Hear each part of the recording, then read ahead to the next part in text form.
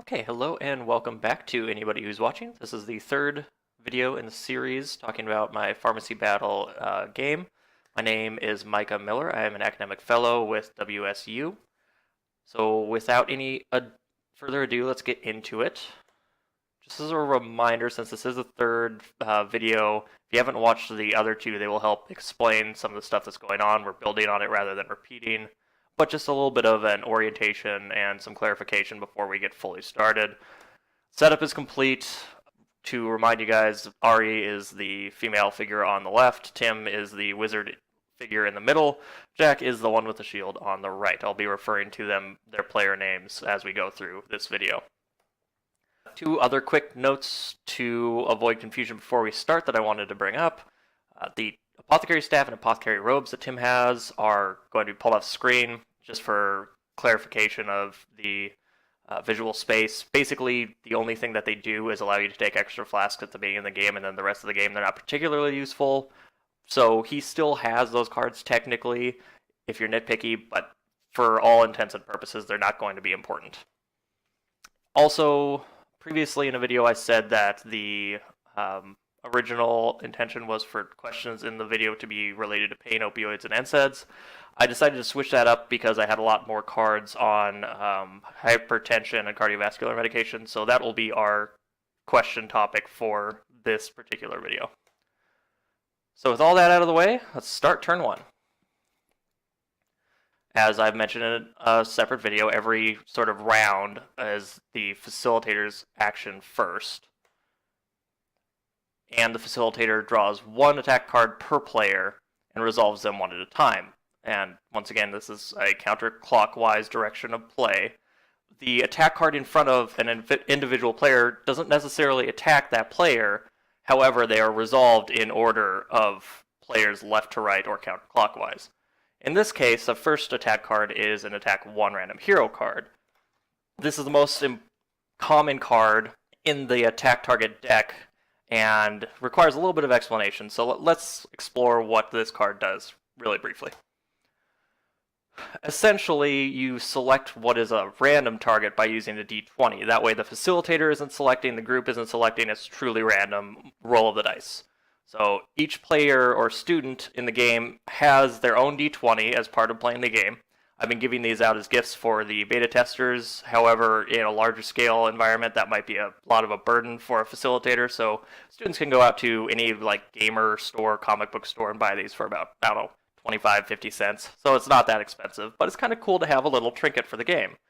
Anyways, each time that a card that says a random hero pops up, each player rolls their own 20-sided die, which is aka a d20. And then this card designates that the player who rolled the lowest number is the target of the question, regardless of whether this card was placed in front of them. They are now the target of the question because they rolled lowest. That way, that player is targeted specifically. It's not a group question, but that way you can't have players sort of sit back and avoid responsibility. They always have a chance of getting questions when they roll the dice. So in this case, let's see what happens for resolving this particular card, since it was drawn and flipped over. All three players roll, and it looks like Ari rolled a 6, so she is the lowest. She becomes the target of the upcoming question, which will be drawn in response. Now that that's all out of the way, let's get back to the board and the game in hand. Let's see what the card question is that's targeting Ari. Small reminder, remember that the group can't help her answer this, so it's just her. She is on the spot. For the rest of the presentation, as this says, I'm going to simplify things by just using a red X for if the player got it wrong, or a green check mark for if the player got it right. Rather than in previous videos, I did like the whole text bubble of them popping up. Well, is it this answer? Just to save on time and excess animation work, I'll simplify it. So anytime that you see this green check mark pop up, that means they got the question right. Red X means they got the question wrong. Just wanted to get that out of the way. Using that knowledge, Ari got the question correct. And as you might recall, getting the question correct when it's aimed at you means you just don't take any damage. And we move on. So now that one question has been answered, correct or incorrect, we have essentially resolved the first attack question card, so we move on to the next one.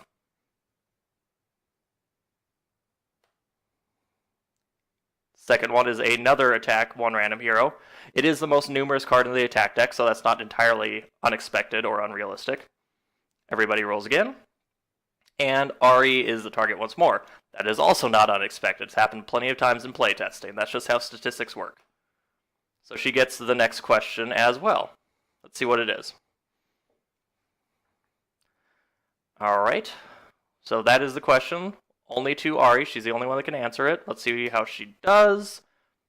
Okay, this is what happens when a question is answered incorrectly. Essentially, there's one damage coming her way, but there's some things she can do about mitigating or preventing that damage. For example, she can decide rather than taking damage for the group, she's going to use her armor, which she has chosen for this exact purpose. By removing one token from it, she doesn't take that damage. So, fireball goes poof, no damage taken. In this way, the students are allowed a certain amount of mess-ups, especially early on in the game, while they're still learning for the first time. It's very important. But eventually, armor runs out, and you start getting the consequence of the group taking damage. But you have a little bit of a safety net with armor. Attack card 3 is going to be something a little new. It's an attack all heroes at once card. And what that means is it's kind of similar to the one random hero card, because you're only drawing and using one question against as a facilitator, you're drawing and using one question against the group. However, it's a group participation card, which is good in some way because, you get 3 heads in the game. However, at the same time, if they get it wrong, it doesn't just do 1 damage, it does 1 damage to each member. So you got a group of 5 students, say, it's going to be 5 damage split going 1 towards each student. In this case, 3 students, 3 potential damage if they get it wrong. Stakes are a little bit higher.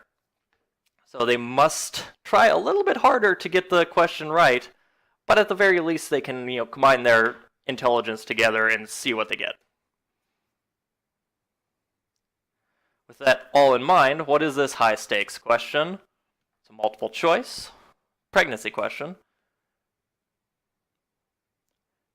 So as the slide says here, group participation is great and all, but what happens when Tim and Ari are pretty darn sure it's losartan, which we know as an observer or the facilitator, that's correct.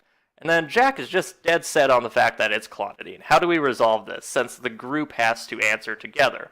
Well, there's a couple of ways that you can answer this. The rule set doesn't specifically say you must do it this way or that way.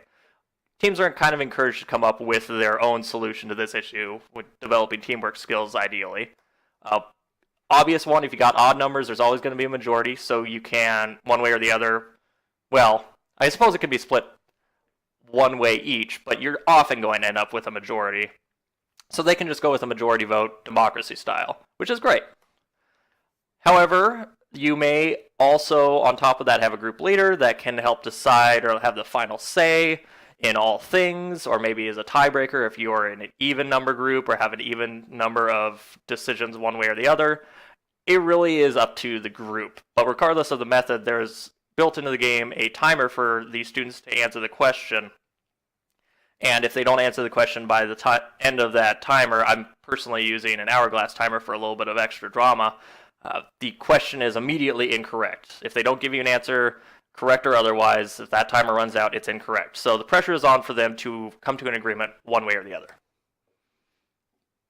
In this case, let's say they go with the majority vote, which is losartan, and is the correct answer. So teamwork in action.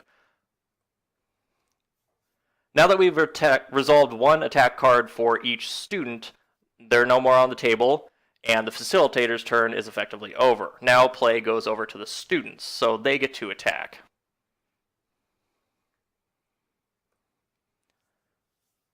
As mentioned a couple of times before, play continues counterclockwise or from the student's point of view, left to right. Ari is the first one to attack in that case. And she decides to do a little bit of advanced maneuver. She wants to do something a little bit more complicated and use her hero's sword weapon, which is the whole reason she picked the weapon in the first place. She wants to use its ability. And this ability, as a reminder, is to do extra damage if you successfully land a critical attack against the facilitator.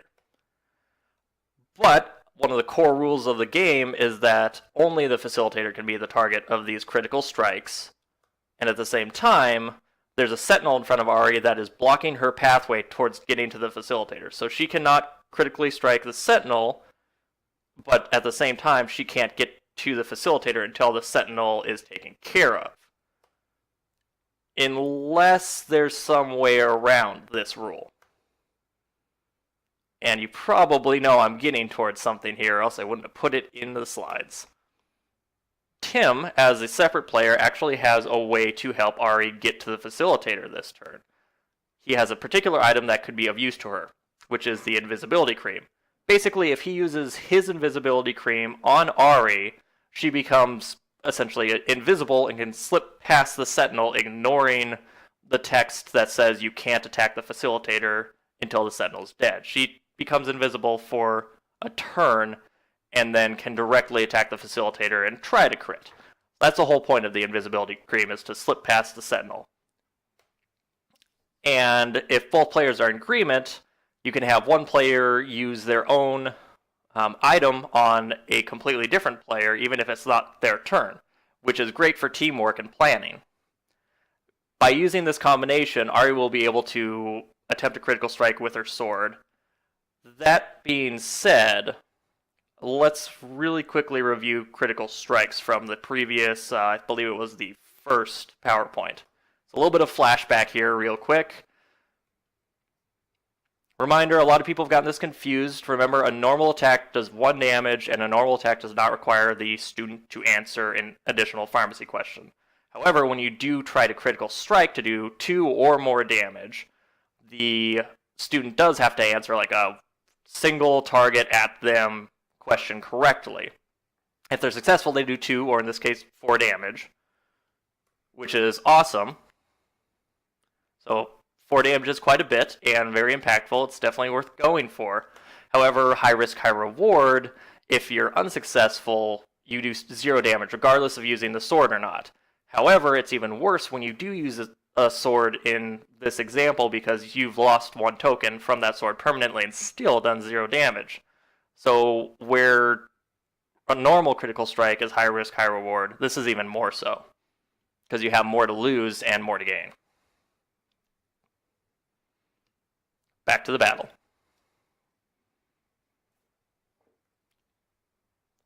So the plan continues as expected here. Tim uses his invisibility cream on Ari. She becomes invisible. She can slip past the sentinel. She uses her hero sword to declare an attempt at a critical strike and removes a token to do so. And she can attack the facilitator directly. But first she has to answer a one-on-one question, which she gets correct.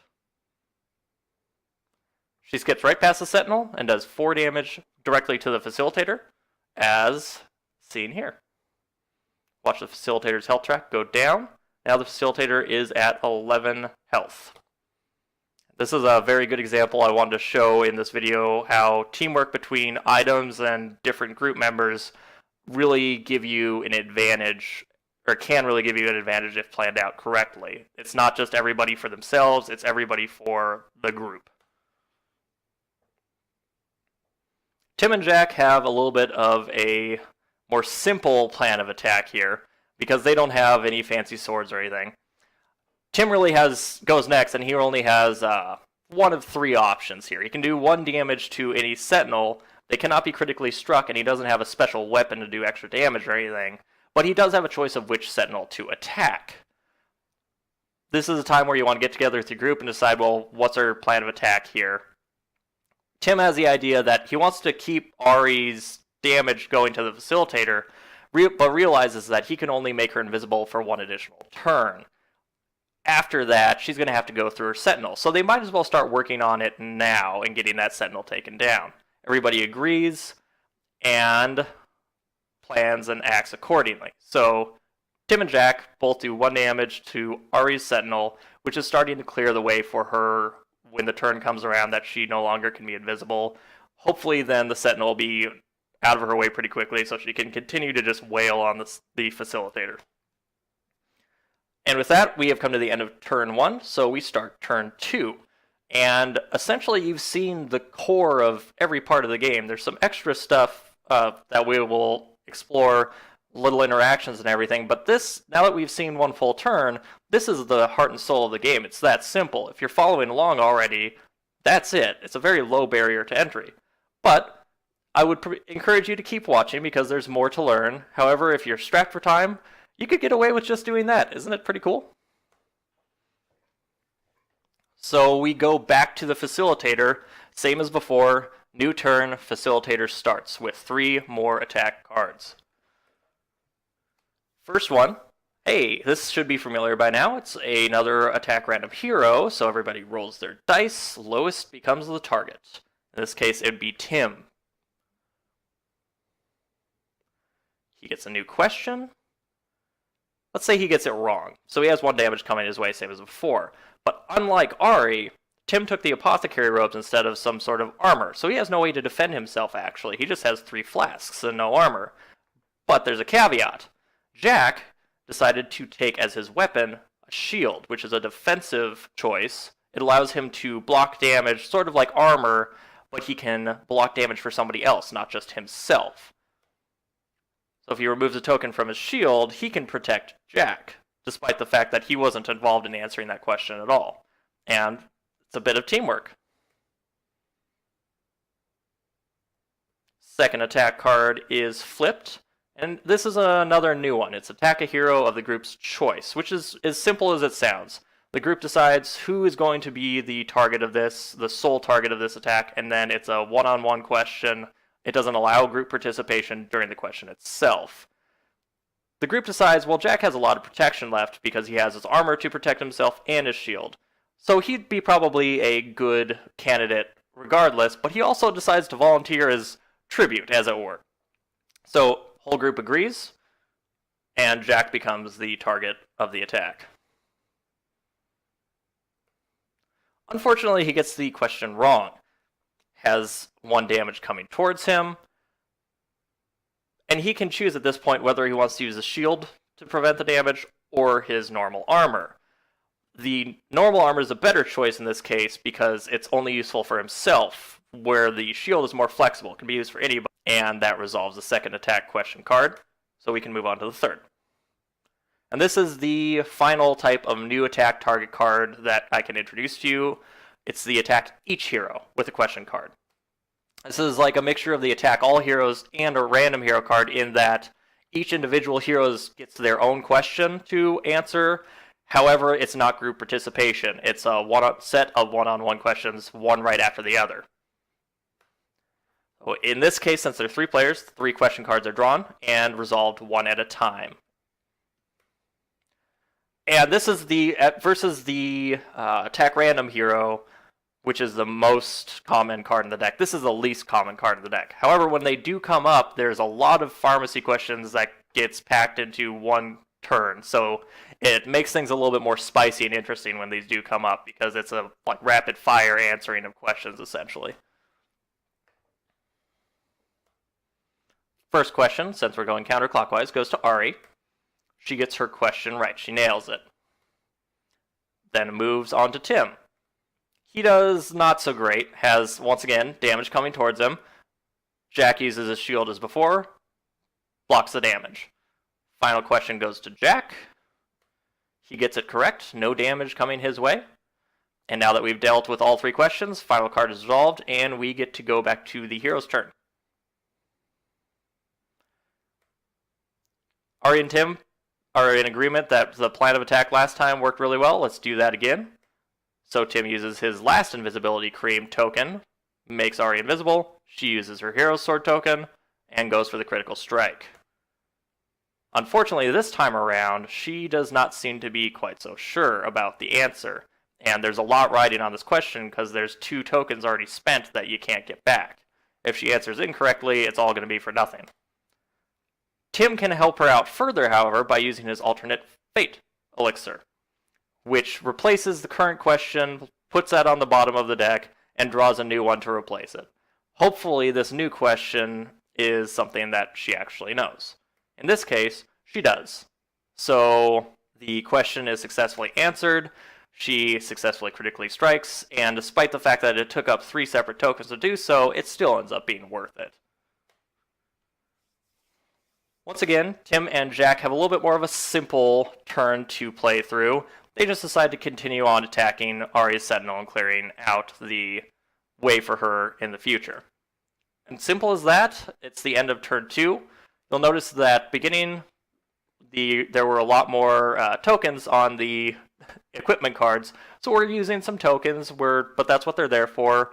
We're not running super low yet, but the group has to be conscientious of it's getting less and less of a safety net for answering questions incorrectly in particular, and they have to adjust the strategy accordingly. Despite the fact they've used some tokens, they've done pretty well for themselves. The facilitator's below half health, and the group actually hasn't suffered any permanent damage yet because they've had armor and the shield. We'll see how much longer that lasts, though, because they are running low. We've come to the end of turn 2. Let's start turn 3. Same as before. We've got another trio of attack cards. First one is attack all heroes at once with a single card. In this case, we've got a problem. Seems nobody's quite sure. And that's 3 damage potential if they don't answer correctly. So they better do something. Seems like a good plan to draw a new card and see if they know it. They get that one correct, so no damage comes their way. That's a token well spent, I think. Attack 2, hopefully a little bit better for them, is another attack random hero, so we roll the dice. And Tim rolls a 1, so he is the target. He's the lowest. He gets the question wrong, unfortunately. Looks like there's another shield token gone, but that's what it's there for, to be fair. And the fact that the shield has had to be used on Tim 3 times now is sort of a demonstration on how dangerous it can be for an individual member not to have any self-protection. But at the same time, it also shows how powerful the shield can be just to have an extra safety net for the group as a whole. The last attack target is another attack each hero with a question, which a little unlucky, but not unheard of. So 3 questions to get through. Ari gets hers wrong. Jack protects her using a shield, and that is his last shield token, so that is no longer an option. Let's see how Tim does. He says he doesn't know the answer, but Ari signals, without saying the answer, she signals that she does, which allows another card to be particularly useful right now. Jack has his flask as a telepathy tincture, which essentially turns any time there's a one-on-one question where one student is targeted by the question, it turns it into a group discussion question. So the other group members are allowed to in this case, it's particularly useful because Ari says she knows the answer, but she isn't the target, and there's no risk of taking extra damage even if they get it wrong because the telepathy tincture doesn't make it 1 damage per hero. So Ari shares her correct answer, everybody agrees with it, and the danger is averted. Sorry, I skipped forward there a second. Let's do the last question here. Goes to Jack. He just gets it right, and that ends the turn.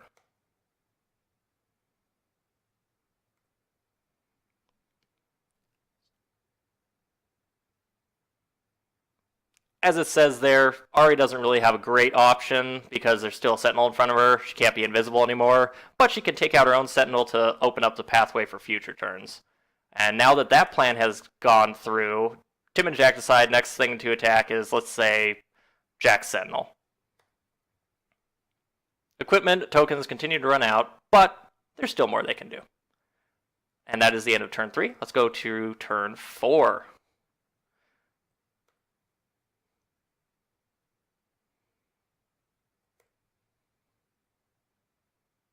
Okay, so here is an interesting question.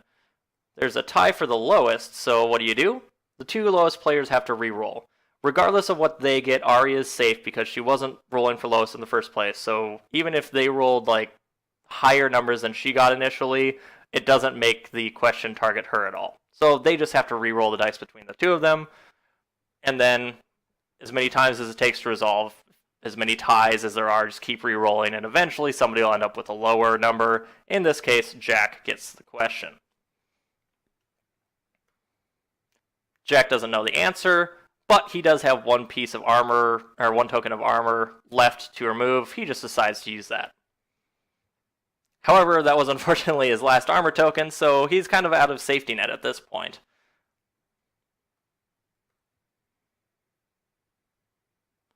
Got another random target, and this time it is Tim. He gets the question wrong again. Seems like Tim is a student who should have studied harder. He doesn't have any armor now, or he still doesn't have any armor, and now Jack is out of shield tokens, so it looks like he's in trouble, but there is still a tricky way out of this. Tim has a flask that allows him to put extra tokens on somebody's weapon. In this case, he chooses to essentially recharge the Shield of Selflessness that Jack has. In turn, Jack can use the Shield's token to prevent the incoming damage. So, Jack was sort of helped out by Tim in a reciprocity kind of way. What's good for one person, however, is good for the group. Isn't teamwork really cool? I don't know, maybe it's just me, but I enjoy moments like that.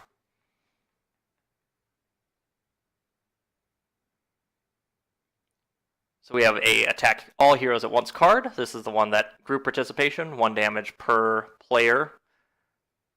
In this case, the group confers briefly, and they agree on an answer that is incorrect, which is unfortunate because they're running low on options for defense. Ari can use her last armor to prevent the damage coming her way. Tim continues not to have any protection, but Jack does use his shield to protect him once again. However, that leaves Jack without any protection, so he has to take the first point of damage for the group, which drops their health down to 14 for the rest of the game. However, despite the fact they've taken 1 damage, it's now the hero's turn to act, and Ari has a clear path to the facilitator to attempt another critical strike. Once again, there's the opportunity to, as a group, team up using the telepathy potion, this time offensively instead of defensively, to answer the critical strike question. Might not be super obvious to new players, but this is totally something you can do, because technically the telepathy tincture just takes a single targeted question and makes it a group question. So that can be a question that's being asked to damage the group, or a critical strike attempt question. With the group's help, she gets the question correct, and the facilitator is on the last little bar of health there, sitting at 3 health now. Almost finished off. Can't quite do this turn because we still need to clear out the sentinels in front of Tim and Jack. But soon. Maybe. It's the end of turn 4 and the start of turn 5. Same story as before. 3 more attack target cards. Stand between the group and potentially winning and taking more damage. Random hero. Let's roll the dice. Question goes to Jack. Jack doesn't know the answer, and the team has run out of tools to help him and tools to prevent the damage. The group's health goes down to 13 now. So things are getting a little bit more dire. See attack target question 2 is another attack all at once, so group participation question. And this is the worst time to get it wrong because they are out of armor altogether, which means just in one question being incorrect, they have dropped 3 whole health down to 10. They really can't afford to do that too many more times, or else they will run out of life. Attack question 3. Another random hero attack. And this brings up another clarification. If 2 players who tie, but they aren't tying for the lowest number, then there's nothing that needs to be done. The lowest number still gets it, so you don't have to re-roll any tie, just if there's a tie for the lowest number.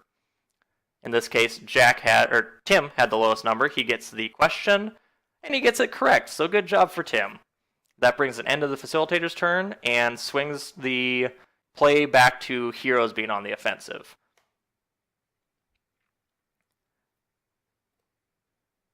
Now, if Ari had a token left on her hero sword, she could attempt to kill off the facilitator with her attack, since she could do 4 damage to the facilitator's hitting it 3. However, without using a hero's sword, any other player who does a successful critical attack only does 2 damage instead of 4.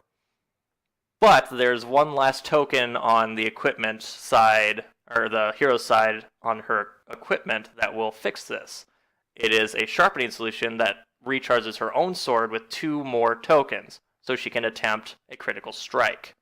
However, if she doesn't know it, there's no extra solutions or flasks to help make this a group question. Thankfully, she does get the question. She succeeds at the critical strike and brings the facilitator's health down to 0, ending the threat of the vicious facilitator dragon once and for all.